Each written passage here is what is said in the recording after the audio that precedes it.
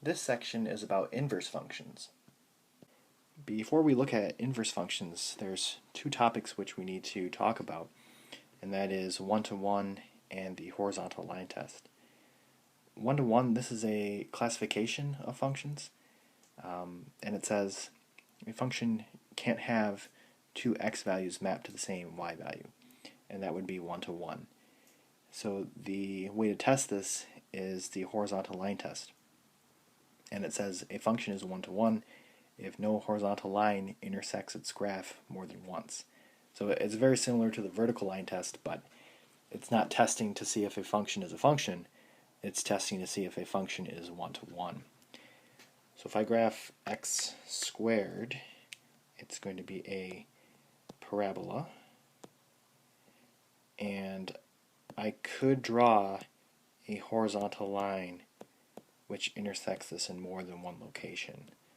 So this would be no, this is not a one-to-one function. If I graph x cubed,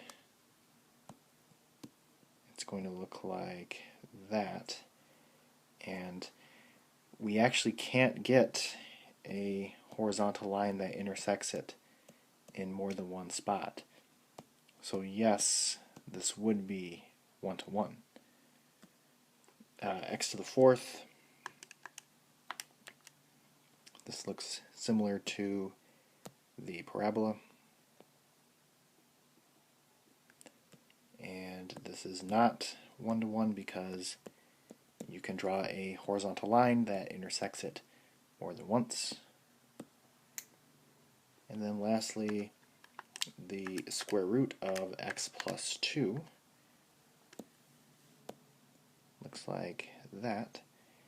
And yes, this would be one-to-one because we cannot find a horizontal line that intersects this more than once.